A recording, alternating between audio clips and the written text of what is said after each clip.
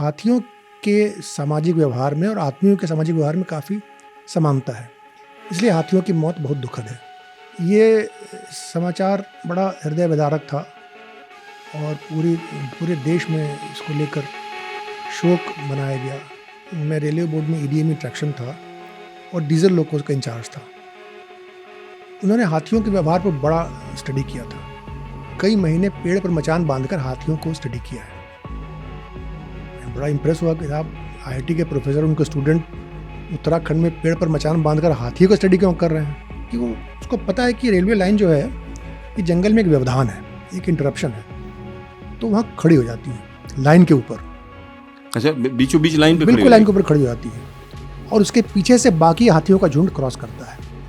अब अगर ट्रेन आ गई तो हथनी मर जाएगी, फटेगी नहीं। अगर वो हथनी मर गई तो पूरा झुंड बिखर जाता है, क्योंकि अगले जो नेक्स्ट लाइन ऑफ कमांड है वो डेवलप नहीं हुआ है। फिर वो रेल मंत्री ने कहा कि नहीं, उत्तराखंड में नहीं वो स्टडी होगा, सिलीगुड़ी में होगा। तो रेल मंत्री उधर की थी, तो फिर इन्होंने भी छोड़ दिया कि सर हमारे लड़के उत्तराखंड तक तो जा सकते हैं, सिलीगुड़ी नहीं जा सकते। देखिए, हाथियों की संख्या देश में लगभग 50,000 के करीब है। सुनने में लगता है बड़ी संख्या है। एंडेंजर्ड स्पीशीज़ नहीं है, लेकिन वल्नरेबल स्पीशीज़ है, मतलब हाथियों का नुकसान हो सकता है। अब देखिए, रेलगाड़ी के रुकने का जो डिस्टेंस है, जो दूरी है, मेल एक्सप्रेस ट्रेन के लिए करीब 600 मीटर होता है और मालगाड़ी के लिए करीब 1 किलोमीटर या उससे भी ज़्यादा होता है। एक केस हुआ था मुरादाबाद में, जहाँ ड्राइवर के ऊपर जंगल विभाग ने एफआईआर कर दी कि आपने हाथियों को मार दिया। उस बेचारे की कोई गलती नहीं थी ड्राइवर की, क्योंकि उसकी ट्रेन ही एक किलोमीटर में रुकती है। तो ये एक तरह का प्रमाण पत्र है, एनवायरनमेंट एकदम फिट ठीक है और बढ़िया मानव है। जाति उनने उनके साथ रहना सीख लिया है। अगर कोई अनशेड्यूल ट्रेन आ गई या कोई लेट ट्रेन आ गई तो हाथी कंफ्यूज हो जाता है। उसको सीखना मुश्किल है, क्योंकि वो उसके पास टाइम टेबल तो है नहीं, न पढ़ सकता है। तो हमें कोशिश ये करनी चाहिए रेलवे को कि जहाँ तक हो सके ट्रेनें टाइम टेबल पर ही चलाएं। के ऊपर जंगल विभाग के पास अथाह डेटा है, हज़ारों लाखों हाथियों की क्रॉसिंग का डेटा है, कई वर्षों का डेटा है। इससे एक एआई मॉडल निस्संदेह ट्रेन किया जा सकता है कि न सिर्फ हाथी कितने बजे जा सकते हैं, कितने बजे आते हैं, बल्कि कितना डेविएट कर सकते हैं अपने पैटर्न से, अपने रास्ते से। ये कहना कि ट्रेन किसी जंगल से कभी गुजरे ही नहीं, तो संभव नहीं है।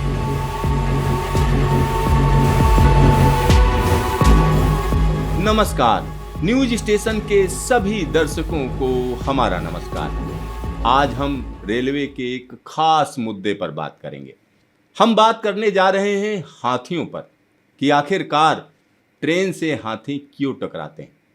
हाल फिलहाल में एक घटना हुई थी असम में, जहां पर कई हाथी मारे गए थे जब ट्रेन से टक्कर हुई। तो आखिरकार जब रेलवे की प्रोग्रेस हो रही है, नई नई लाइनें पड़ रही हैं, स्पीड बढ़ रही है, तो आखिरकार किस तरीके से इस समस्या को डील किया जाए, इन सब पर बातचीत करने के लिए हमारे साथ एक खास अधिकारी हैं जो रेलवे बोर्ड में अफसर रह चुके हैं और उन्होंने इस मुद्दे पर काम भी किया हुआ है। तो आइए सीधा बात करते हैं हमारे स्टूडियो में आए शुभ्रांशु जी से। शुभ्रांशु जी, आपका स्वागत है न्यूज स्टेशन में। नमस्ते सिद्धार्थ जी, आपको नमस्ते और आपके दर्शकों को भी नमस्ते। हाथी का मतलब है भगवान गणेश, मतलब लोग कहते हैं हाथी नहीं गणेश है। तो ऐसी स्थिति में जब कोई दुखद मौत होती है हाथी की, तो कहीं ना कहीं सबको लगता है आखिरकार ऐसा हुआ क्यों, क्या वजह है। तो इस समस्या को रेलवे कैसे देखती है? देखिए, आपने जो कहा कि हाथी भगवान का रूप माना जाता है, इससे भी बड़ी एक बात है कि हाथी जो है वो बहुत ही समझदार, इंटेलिजेंट और सामाजिक प्राणी है, बिल्कुल आदमियों की तरह। हाथी एक झुंड में रहते हैं, उनका एक डिसिप्लिन होता है और बड़े नियम कायदे से रहते हैं वो लोग, और लंबी उम्र होती है, लगभग 50-60 साल की उम्र होती है एक हाथी की, जो कि लगभग आदमी की उम्र के बराबर होती है। तो इन चीज़ों की वजह से हाथियों के सामाजिक व्यवहार में और आदमियों के सामाजिक व्यवहार में काफ़ी समानता है, इसलिए हाथियों की मौत बहुत दुखद है। रेलवे इस बात को लेकर चिंतित है और कई सालों से इसके ऊपर कई तरह के काम हुए हैं, लेकिन कभी कभार ऐसा हो जाता है। अभी आपने सुना होगा, करीब 6 महीने पहले, दिसंबर 2025 की बात है, नॉर्थ ईस्टर्न रेलवे में एक राजधानी एक्सप्रेस हाथियों के झुंड से टकरा गई और उसमें 8 हाथी मारे गए और एक छोटा हाथी बच्चा भी मारा गया। ये समाचार बड़ा हृदय विदारक था और पूरे देश में इसको लेकर शोक मनाया गया कि हाथी का मरना एक बड़ी दुखद चीज़ होती है। हिरण और बकरी या किसी छोटे जानवर के मरने से बहुत ज़्यादा, क्योंकि हाथी एक बहुत ही समझदार और सामाजिक प्राणी है। इसको लेकर मिनिस्ट्री ऑफ एनवायरनमेंट और फॉरेस्ट और रेलवे में भी कई बार चर्चा हुई है और कई तरह की तकनीक अपनाई गई है। सर, आप रेलवे बोर्ड में भी रहे हैं, तो रेलवे बोर्ड में जिस समय आप थे उस समय भी ये समस्या आई आप लोगों के सामने? देखिए, लगभग 2011-12 की बात है। मैं रेलवे बोर्ड में EDME ट्रैक्शन था और डीजल लोकोस का इंचार्ज था। उन दिनों इतना इलेक्ट्रिफिकेशन नहीं हुआ था, तो हाथी जो मरते थे उत्तराखंड में, देहरादून के पास या सिलीगुड़ी वेस्ट बंगाल में, तो वो डीजल लोकों से ही मरते थे। तो अक्सर मेरी भी सलाह ली जाती थी कि क्या करना चाहिए। एक बार तो बड़ा डेलीगेशन आया रेलवे बोर्ड में, फॉरेस्ट डिपार्टमेंट का, मिनिस्ट्री ऑफ एनवायरनमेंट फॉरेस्ट के DG आए और बड़े सारे अधिकारी आए। तो उन लोगों ने भी तरह तरह की तरकीबें सुझाई कि हम रेलवे लाइन के बगल में गड्ढा खोद देंगे, एक नहर, एक टनल बना दे, टनल नहीं, एक ट्रेंच बना देंगे, फ्लैश लाइट लगा देंगे, फ्लड लाइट या घंटी लगा देंगे, बत्ती लगा देंगे। तो इन चीज़ों से जानवरों को परेशानी ज़्यादा होती है, क्योंकि रेलवे लाइन तो एक वैसे ही उनके लिए एक इंटरप्शन हो गया है, एक व्यवधान हो गया उनके रास्ते में। अगर आप घंटी बत्ती और लगाएंगे तो जानवर डिस्टर्ब हो जाता है। लेकिन उसी दौरान एक IIT दिल्ली का एक की टीम आई थी, उन्होंने रेलवे बोर्डिंग का प्रेजेंटेशन दिया था। उन्होंने हाथियों के व्यवहार पर बड़ा स्टडी किया था। तो उन्होंने कहा था कि जो जंगल हैं और जो रेलवे लाइन के दोनों तरफ जो पेड़ हैं, उनके ऊपर हम सेंसर लगा देंगे, हज़ारों सेंसर, और वो हाथियों के मूवमेंट को वाइब्रेशन से डिटेक्ट कर सकते हैं और या तो स्टेशन मास्टर को खबर कर देंगे, या सिग्नल को सूचित कर देंगे, या ड्राइवर को सूचित कर देंगे उनके ऑनबोर्ड इक्विपमेंट की आगे हाथी हैं। तो हाथी जब चलता है आमतौर पर, चूँकि वजन ज़्यादा होता है और चलने का इसका जो तरीका होता है, तो धमक दूर तक जाती है। आमतौर पर बहुत से लोग जो है जमीन पर कान रखकर भी सुन लेते हैं हाथियों का ग्रुप किधर है। तो इस IIT दिल्ली की इस टीम ने स्टडी किया था बड़े डिटेल में, और उन्होंने जो सेंसर बनाए थे वो हिरण या जंगली भैंसे या लोमड़ी से एक्टिवेट नहीं होते थे, वो हाथियों से होते थे। तो मैं उस प्रोफेसर को अपने कमरे में ले गया और पूछा कि भाई, आप हाथियों के बारे में क्या जानते हैं, आप तो इलेक्ट्रिकल इंजीनियर हैं। बोला, सा हम लोगों ने कई महीने पेड़ पर मचान बांधकर हाथियों को स्टडी किया है। मैं बड़ा इंप्रेस हुआ कि साहब, IIT के प्रोफेसर, उनके स्टूडेंट उत्तराखंड में पेड़ पर मचान बांधकर हाथियों को स्टडी क्यों कर रहे हैं। तो उन्होंने जो बात बताई उससे बड़ा अचंभा हुआ और बड़ी बड़ी अंदर से हाथियों के प्रति सहानुभूति हुई। उन्होंने कहा कि देखिए, हाथियों का झुंड जो होता है एक मैट्रियार्क, मातृक सत्ता द्वारा लीड किया जाता है। तो एक मादा हाथी होती है जो उस झुंड की लीडर होती है। उसको पता होता है कि झुंड कहाँ रहता है, पानी कहाँ मिलता है, और घास फूस, खरपतवार, नई टहनियाँ कहाँ पैदा हो रही हैं। तो अपने झुंड को उसी हिसाब से लेकर जाती हैं। तो आपने अगर रेल लाइन बना दी, अब उस मैट्रियार्क की जो उम्र है करीब मान लीजिए 15-20 साल हो गई, इसके पहले कि वो अगले मैट्रियार्क को अपना चार्ज हैंडओवर करे, उसको सिखाए कि भाई अब आगे से तुम इस ग्रुप को चलाना। ऐसे ही होता है हाथियों के झुंड में, बिल्कुल आदमियों की तरह। अगर वो हथनी किसी वजह से मर जाती है ट्रेन से टक्कर होकर के, तो पूरा झुंड बिखर जाता है। मतलब लीडरशिप जो है हथनियों के हाथ में होती है, एक हथनी के हाथ में। तो वो हथनी को पता है कि पानी यहाँ मिलता है, तो वो अपने हिसाब से समय से एक कॉरिडोर होता है, उनका एक रास्ता तय होता है कि इस कॉरिडोर से जाएंगे और वहाँ पर पानी मिलेगा और वहाँ पर पानी पी के हम लोग लौट आएंगे 1-8 घंटे में। तो जो हथनी होती है, जो लीडर हथनी, वो क्या करती है कि वो, उसको पता है कि रेलवे लाइन जो है ये जंगल में एक व्यवधान है, एक इंटरप्शन है, तो वहाँ खड़ी हो जाती है लाइन के ऊपर। अच्छा, बीचों बीच लाइन पे बिल्कुल लाइन के ऊपर खड़ी हो जाती है, और उसके पीछे से बाकी हाथियों का झुंड क्रॉस करता है उनको प्रोटेक्ट करने के लिए। जब आखिरी हाथी निकल जाता है तब ये भी आगे निकल जाती है। मतलब ये लीडरशिप क्वालिटी हुई लीडरशिप कि क्वालिटी है। हाँ हाँ, लौटने भी ऐसा ही होता है। अब अगर ट्रेन आ गई तो वो हथनी मर जाएगी, हटेगी नहीं। अगर वो हथनी मर गई तो पूरा झुंड बिखर जाता है, क्योंकि अगले जो नेक्स्ट लाइन ऑफ कमांड है वो डेवलप नहीं हुआ है। तो ये बड़ी दुखद स्थिति है। और सिर्फ मरने की बात नहीं है, पूरा परिवार जो उनका है, पूरा समाज है, वो बर्बाद हो जाता है। और फिर नई हथनी को लीडरशिप लेने में टाइम लगता है, या पता नहीं कब लेते हैं। तो जो ऐसे हाथी जो बिखर जाते हैं ना, फिर जाकर के गांव देहात में फसल के ऊपर उत्पात मचाते हैं, और लोग समझते हैं कि हाथी जंगली हो गए। जंगली तो है ही, आपने उसकी इज्जत नहीं की।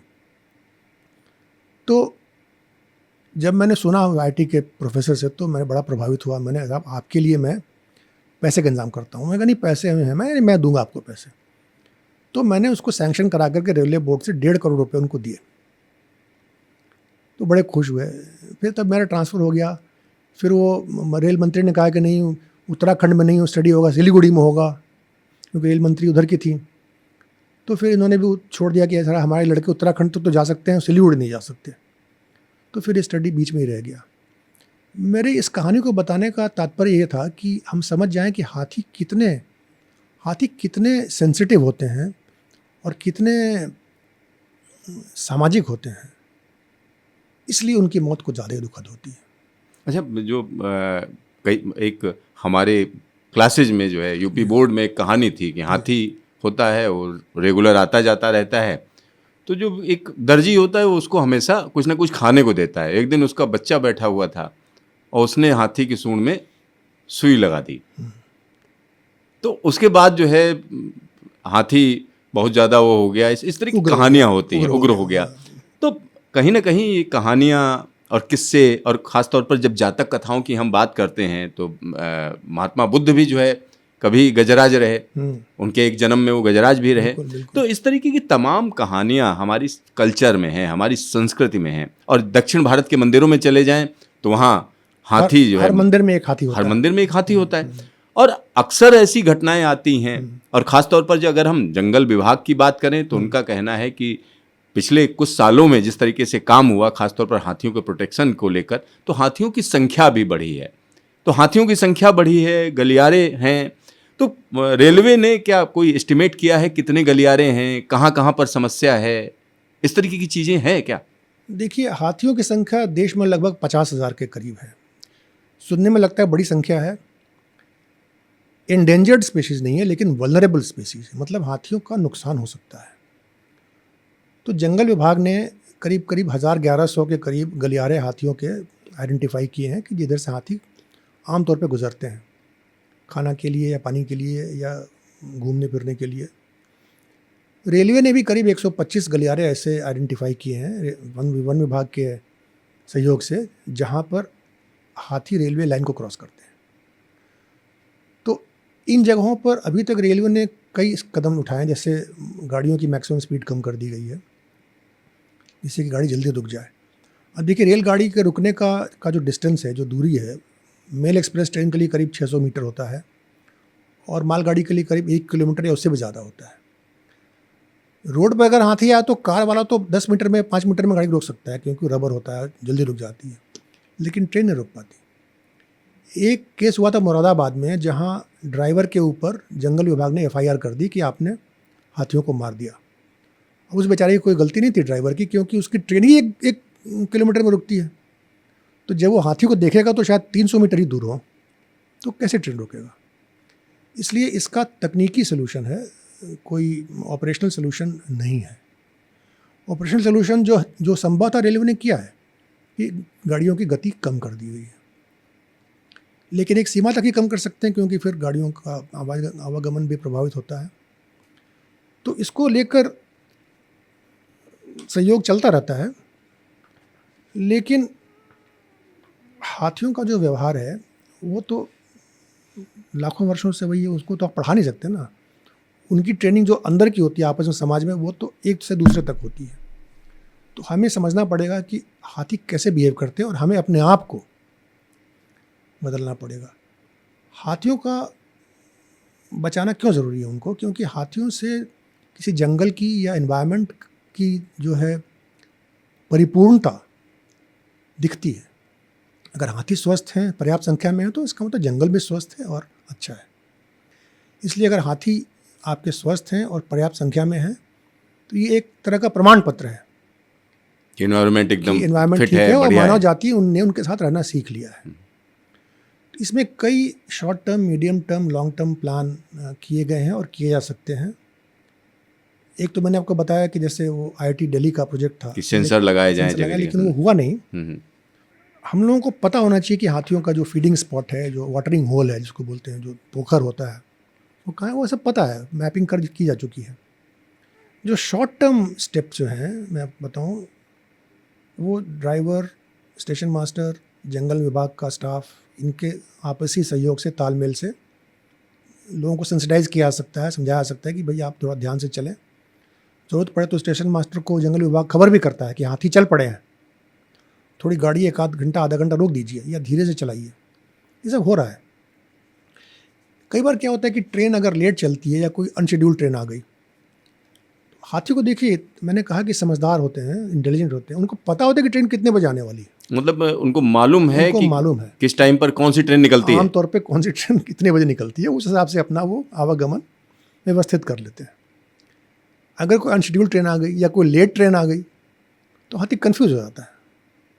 उसको सीखना मुश्किल है, क्योंकि वो उसके पास टाइम टेबल तो है नहीं, न पढ़ सकता है। तो हमें कोशिश ये करनी चाहिए रेलवे को कि जहाँ तक हो सके ट्रेनें टाइम टेबल पर ही चलाएं, और हाथी उससे अभ्यस्त हो जाते हैं। मतलब जहाँ जहाँ जंगल के अंदर से आपका रूट निकलता है, जो जो इलाके हैं, वहाँ पर आप टाइम टेबल एकदम फॉलो करिए। एकदम फॉलो करिए। ये नहीं कि आपने स्पेशल ट्रेन चला दी, फिर हुआ ट्रेन लेट हो गई, कोहरा हो गया, तो आप उसको कैंसिल कर दीजिए, लेकिन चलाइए टाइम पर। चलाइए टाइम पर, बिल्कुल। तो ऐसे जैसे रूट्स की हम बात करते हैं, जैसे सिलीगुड़ी का हो गया, साथ ही साथ हरिद्वार के पास का इलाका हो गया, कोटद्वार के पास का इलाका हो गया, साउथ में कई ऐसी जगह हैं, उड़ीसा में ऐसी जगह हैं जहाँ पर हाथी निकलते हैं, केरला में, तमिलनाडु में है, उड़ीसा में, इन जगहों पर है। तो क्या कभी रेलवे ने ये सोचा कि टाइम टेबल जो है एकदम सुचारू रूप से फॉलो किया जाएगा? इस पर कभी कोई बात हुई इन लोगों की? बाकी हमने टेक्निकल तो सुना है, कहीं कहते हैं मधुमक्खियों की आवाज़ से भागते हैं, कोई कहता है कि उसका जो है पता चल जाएगा, उसकी धमक से पता चल जाएगा, कहीं अलर्ट आ जाएगा। अमूमन ये सारी चीज़ें कई बार फेल कर जाती हैं। लेकिन एक पॉइंट जो आपने कहा कि टाइम पर आप ट्रेन चलाइए, यानी ऐसी सब जगहों पर आप ऐसा नहीं कि कभी कभार कोई ट्रेन चला दी, कुछ कर दिया, और एकदम टू द पॉइंट चलाइए, जो भी रेट स्पीड रखनी है। ये तो खैर रेलवे वैसे भी टाइम टेबल पर ट्रेन चलाना चाहती है, लेकिन ये जो धमक की बात आप कर रहे हैं ना, आपने सुना होगा कि आजकल बॉर्डर के पास वो सीज्मिक सेंसर लगाए जा रहे हैं, जो कि धमक को आदमियों के चलने को भी पकड़ सकते हैं। बांग्लादेश बॉर्डर में, पाकिस्तान बॉर्डर में लगाए जा रहे हैं, जिससे कि अगर कोई ट्रेसपासर, कोई इंट्रूडर आ रहा है, कोई टेररिस्ट आ रहा है, तो उसको वाइब्रेशन से कंट्रोल रूम में खबर हो जाती है कहाँ जा रहा है। ये सब टेक्नोलॉजी आज भी अवेलेबल है। हाथी तो क्या बहुत बड़ा जानवर है, और आज से 12 साल पहले 14 साल पहले IIT दिल्ली की टीम ने बनाया था ऐसा।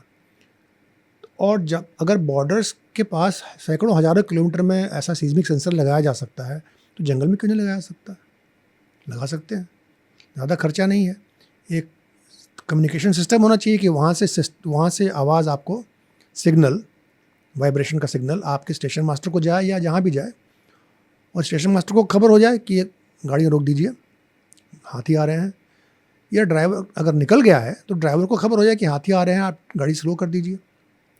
ये सब आज की टेक्नोलॉजी से आसानी से संभव है। सर, इसमें एक और चीज़ हो सकती है, जैसे धमक है, अब बड़ा हाथी है उसकी धमक अलग होगी, छोटा है अलग होगी, और ढेर सारे हाथी हैं उनका जो है एक अलग तरीके का पैटर्न बनेगा। और आज की तारीख में AI का ज़माना है, यानी AI से वो चीज़ें एकदम कॉन्फ़िगर की जा सकती हैं, कि एकदम असर्टेन की जा सकती हैं कि कितने हाथी हैं, बच्चे कितने हैं।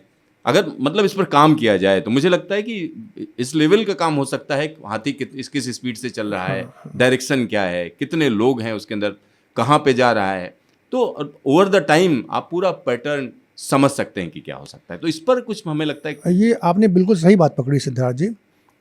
AI जो है वो एक डेटाबेस के ऊपर काम करता है। अगर आपके पास डेटाबेस है तो आप AI के मॉडल को, उसके कंप्यूटर को ट्रेन कर सकते हैं, और हाथियों के ट्रेन क्रॉसिंग या लाइन क्रॉसिंग या रोड क्रॉसिंग के ऊपर जंगल विभाग के पास अथाह डेटा है। हज़ारों लाखों हाथियों की क्रॉसिंग का डेटा है, कई वर्षों का डेटा है। इससे एक एआई मॉडल निस्संदेह ट्रेन किया जा सकता है कि न सिर्फ हाथी कितने बजे जा सकते हैं, कितने बजे आते हैं, बल्कि कितना डेविएट कर सकते हैं अपने पैटर्न से, अपने रास्ते से। ये सब एआई से किया जा सकता है और करने की आवश्यकता है। लेकिन देखिए, ये तो लॉन्ग टर्म का मतलब 4 साल 3 साल में किया जा सकता है। अंडरपास बनाए जा सकते हैं, ओवरपास बनाए जा सकते हैं कि गाड़ियाँ ऊपर से जाएं या टनल से जाएं। लेकिन देखिए, कंस्ट्रक्शन के दौरान जब आप जंगल में काम कर रहे हैं तो उसमें भी हाथियों को तकलीफ़ होती है, जानवरों को तकलीफ़ होती है, क्योंकि तमाम हज़ारों ट्रक आ रहे हैं, मलबा गिर रहा है, धुआं निकल रहा है। तो ये समस्या आसान नहीं है लॉन्ग टर्म सॉल्व करना, लेकिन कर सकते हैं और करना भी चाहिए, क्योंकि अगर हाथी सुरक्षित रहेंगे तो जंगल के और जानवर भी सुरक्षित रहेंगे। जैसे आपने सुना होगा, प्रोजेक्ट टाइगर होने की वजह से, जो कि कई दशकों पहले चलाया गया था, आपने सोचा होगा या लोग सोचते हैं कि अगर टाइगरों की संख्या बढ़ेगी तो हिरणों की संख्या घट जाएगी, लेकिन हुआ नहीं। शेरों की संख्या बढ़ी, बाघों की संख्या बढ़ी, हिरणों की संख्या भी बढ़ गई, क्योंकि बाघ भी जिस तरह हाथी हैं उस तरह बाघ भी जंगल के स्वास्थ्य का परिचायक है। तो अगर हाथी स्वस्थ रहेंगे, खुश रहेंगे, खुश रहना बहुत ज़रूरी है हाथियों का, क्योंकि वो उनका उसमें एक सोच होती है हाथियों के अंदर। तो वो उत्पात नहीं मचाएंगे, नियम कायदे में रहेंगे और खुश रहेंगे, और जंगल भी खुश रहेगा। इसीलिए हाथियों का कंजर्वेशन या हाथियों का प्रोटेक्शन बहुत ज़रूरी है। सर, एक और चीज़, मैं एक बार NFR गया तो उन्होंने हमको एक टेक्नोलॉजी दिखाई कि साहब, जो मधुमक्खी की आवाज़ होती है, जो ध्वनि होती है, उससे वो भाग जाते हैं। तो उस तरीके के उन्होंने वहाँ पर वो लगा रखे हैं, इस पे काम चल रहा था। तो वो कारगर रहा कभी? देखिए, इस तरह के ट्रायल हुए हैं मधुमक्खी की आवाज़, जैसे कि जंगल विभाग ने कहा था रेलवे बोर्ड में आकर कि हम फ्लैश लाइट लगा देंगे, सर्च लाइट लगा देंगे, घंटी बजाने लगेंगे। तो कुछ दिनों के बाद जानवर इन चीज़ों का अभ्यस्त हो जाता है, आदी हो जाता है। फिर उसको लग जाएगा कि ये जो मधुमक्खी की आवाज़ आ रही है ये नकली आवाज़ है, कृत्रिम आवाज़ है, फिर उसको इग्नोर करना शुरू कर देगा। तो आप उसको डिस्टर्ब ना करें, बत्ती जलाकर, घंटी बजाकर मधुमक्खी की आवाज़ निकालें। आप अपने आप को एडजस्ट करें, और एडजस्ट किया जा सकता है टेक्नोलॉजी की मदद से या टाइम टेबलिंग की मदद से, और अच्छा रिजल्ट निकल सकता है इसका। हाथी भी अपने नेचुरल लाइफ में रहेंगे, हम भी अपने नेचुरल लाइफ में रहेंगे। सर, एक और चीज़ है, एक बड़ा सवाल ये उठता है, रिजर्व फॉरेस्ट से आप क्यों निकालेंगे ट्रेन को? अगर लाइन अंदर है तो उसको अलग जगह दी जानी चाहिए। ये थोड़े है कि आप, जैसे दुधवा है, दुधवा के अंदर से गाड़ी जाती है, क्यों जाएगी गाड़ी? और अगर जा रही है तो फिर रेलवे की जिम्मेदारी बनती है। और दूसरी सबसे बड़ी बात है कि ऐसी जगहों पर जब आप, ये तो अंग्रेज़ों के टाइम की पड़ी हुई है, अब तो देश आज़ाद हो चुका है, आप दूसरे रास्तों से ले जा सकते हो। जंगल में क्या पर्पस सॉल्व कर रहे हैं? देखिए, एक रिजर्व फॉरेस्ट की बात नहीं है। अगर डेवलपमेंट होगा, लोगों को कनेक्टिविटी चाहिए, लोगों को संपर्क चाहिए, तो ट्रेन तो कहीं ना कहीं से जाएगी ना। अगर दिल्ली और किसी दूसरे जगह के बीच में अगर एक नेशनल पार्क पड़ता है, सड़क तो जा ही रही है, यात्री तो जा ही रहे हैं, सैलानी जा ही रहे हैं। कई बार तो रोड से जाने वाले सैलानी ज़्यादा डिस्टर्ब करते हैं जानवरों को, रुक करके बीच में गाना गाते हैं, हॉर्न बजाते हैं, फ़ोटो खींचते हैं। ट्रेन तो अपनी चली जाती है। लेकिन ये कहना कि ट्रेन किसी जंगल से कभी गुजरे ही नहीं, ये तो संभव नहीं है। ट्रेन का जाना ज़रूरी है, क्योंकि मनुष्यों का संपर्क एक दूसरे के साथ भी उतना ही ज़रूरी है जितना हाथियों का परिरक्षण ज़रूरी है। तो ये मेरे ख्याल से ये थोड़ा, ये कहना कि ट्रेन चले ही नहीं, ये थोड़ा ज़्यादा अल्टरनेट रास्ता दिया जाए। जैसे पता चला कि भाई जंगल के अंदर तो कोई बस्ती है नहीं, आपने सारे गांव वहाँ से हटा दिए, जो भी अंदर गांव थे वो भी डिस्प्लेस कर दिए, तो अब वहाँ से लाइन जाने का कोई मतलब ही नहीं है, जो मेरी समझ है। क्योंकि मैंने कई जगहों पर, जैसे प्रोजेक्ट टाइगर के तहत भी ये हुआ कि जो अंदर के गांव हैं, भले वो ट्राइबल्स हों, तब भी उनको एक तरीके से रिप्लेस किया गया, दूसरी जगह दिया गया। तो अब वहाँ रेलवे की क्या ज़रूरत है? और अंदर स्टेशन है, मतलब जंगल के अंदर स्टेशन, जहाँ पर कोई उतरता भी नहीं है, और एक आदमी की ड्यूटी भी लगी हुई है, वो बेचारा लेके साइकिल जंगल के अंदर से जा रहा है। तो ये जो चीज़ें हैं, इसको कहीं ना कहीं रेलवे को सोचना चाहिए कि वहाँ ज़रूरत क्या है। अब जब इतना पैसा खर्च कर रहे हैं, आप कह रहे हैं पैसे की कमी नहीं है, तो आप बस्तियों से लेकर जाइए अपनी ट्रेन को, जरूरी थोड़े आप जंगल के अंदर से जाएं। देखिए, मैं नागपुर डिवीज़न में ADRM था, वहाँ पर नागपुर से छिंदवाड़ा, छिंदवाड़ा से Mandla fort narrow gauge train चलती थी। छोटी सी ट्रेन थी और उन गांवों में, जंगलों में कोई और कनेक्टिविटी नहीं थी, सड़क थी ही नहीं। तो उसी ट्रेन से गांव के बच्चे स्कूल जाते थे, उसी ट्रेन से गांव के किसान जो हैं वो अपनी सब्जी वब्जी बेचने आते थे शहर में। तो ये कहना कि जंगल में ट्रेन चलनी ही नहीं चाहिए, जंगल में लोग रहते हैं ना, नेशनल पार्क में नहीं रहते, रिजर्व फॉरेस्ट में नहीं रहते, लेकिन बाकी जंगलों में रहते हैं।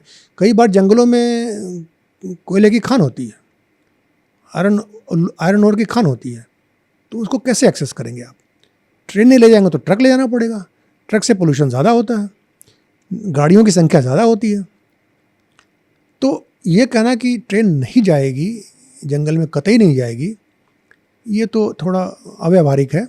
लेकिन जा सकती है ट्रेन, टनल बनाइए, ओवरहेड फ्लाईओवर बनाइए, या फिर टाइम टेबलिंग करिए, टेक्नोलॉजी का इस्तेमाल करिए, जैसा मैंने कहा। तो इसमें कोई बाधा नहीं है, ना धन की बाधा है, ना टेक्नोलॉजी की बाधा है, ना ऑपरेशन की बाधा है। ये सब करके हाथियों का संरक्षण किया जा सकता है। तमाम चीज़ों का इस्तेमाल किया जाए और ख़ासतौर पर तकनीक का इस्तेमाल जरूरी है, तकनीक का इस्तेमाल क्योंकि ज़रूरी है। तकनीक चाहे वो एआई है, एआई का इस्तेमाल किया जा सकता है। साथ ही साथ अभी जैसे रेल मंत्री का ही कहना था कि इस तरीके की तकनीक वहाँ पर उसका वो चल रहा है, ट्रायल चल रहा है कि कैसे जो है सेंसर से पता चल जाएगा हाथियों का ग्रुप है या नहीं है, जो आप बता रहे थे जिस तरीके का, तो उस पर भी ट्रायल चल रहा है। तो तमाम ऐसी चीज़ें हैं जिन पर काम किया जा रहा है, लेकिन सबसे ज़्यादा ज़रूरी जो मुझे लगता है वो संवेदनशीलता है। संवेदनशीलता, आपको हाँ। समझना पड़ेगा ये हाथी हैं और उनको जो है उनका भी ज़रूरी रहना और आपका जाना भी ज़रूरी है। हाँ, जाना भी ज़रूरी है। और हाथी स्वयं ही एक संवेदनशील प्राणी है, वो हमारी तरह दुखी और नाराज़ होता है, ये समझने की आवश्यकता है। इसलिए उनकी देखभाल और ज़्यादा ज़रूरी है।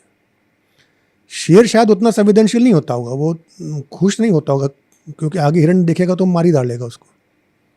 लेकिन हाथी बहुत ही नाजुक मिजाज, और चाहे देखने में बड़े हों लेकिन सेंसिटिव होते हैं, इसलिए उनकी देखभाल ज़्यादा ज़रूरी है। सर, आपका ढेर सारा धन्यवाद इस तमाम जानकारी देने के लिए और हमारे स्टूडियो में आने के लिए। धन्यवाद सिद्धार्थ जी। तो यहाँ पर हमारे दर्शक समझें, हाथी कहीं ना कहीं काफ़ी संवेदनशील जानवर है, साथ ही साथ सामाजिक जानवर है।